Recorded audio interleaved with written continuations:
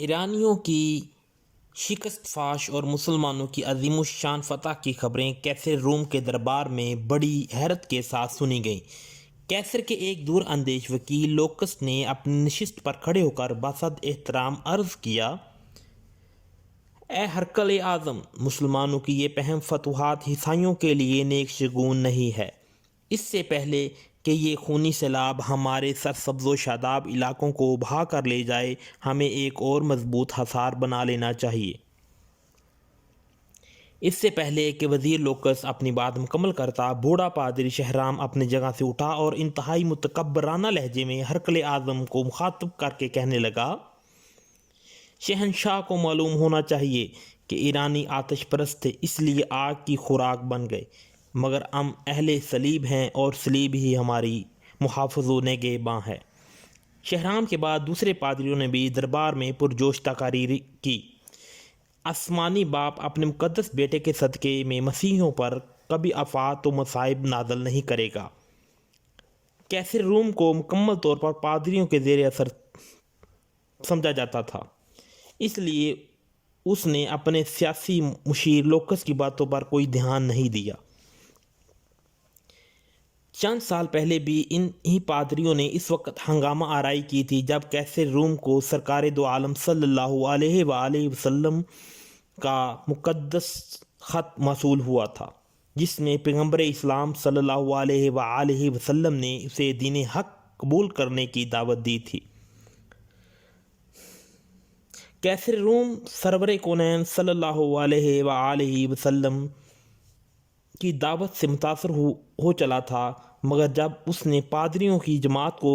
غضبناک حالت میں دیکھا تو اسلامی وفد کو اپنے دربار سے اٹھا دیا۔ اللہ کے آخری رسول صلی اللہ علیہ وآلہ وسلم دنیا سے رخصت ہوئے صرف 4 سال کا مختصر ترین عرصہ ہوا تھا۔ دنیا کے بڑے بڑے کاہن، نجومی، سیاست اور جنگ کے ماہرین سوچ بھی نہیں سکتے تھے کہ پیغمبر اسلام کے نام لیوا صحرا کے دامن سے نکل کر ایران جیسی عظیم طاقت کی بساط الٹ کر رکھ دیں گے۔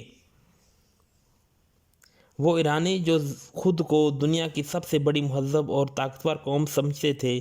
جب پہلی بار مسلمان سفیر حضرت عبداللہ بن حذافہ رضی اللہ تعالیٰ عنہ حضور اکرم صلی اللہ علیہ وآلہ وسلم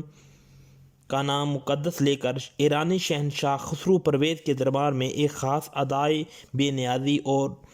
جلال کے ساتھ داخل ہوئے تھے تو ایرانی شہنشاہ نے صحابی رسول صلی اللہ علیہ وآلہ وسلم سے بڑی نفرت و حقارت کے ساتھ دیکھا تھا۔ پھر خسرو پرویز نے نامہ رسول صلی اللہ علیہ وآلہ وسلم چاک کرتے ہوئے پوری عرب قوم کو انتہائی ذلت آمیز لہجے میں مخاطب کرتے ہوئے کہا تھا، اے سوسمار کا گوشت کھانے والو اور اے اونٹ کا دودھ پینے والو۔ پھر جب ناکام سفارت کے بعد حضرت عبداللہ بن حذافہ نے رسالت مآب صلی اللہ علیہ وآلہ وسلم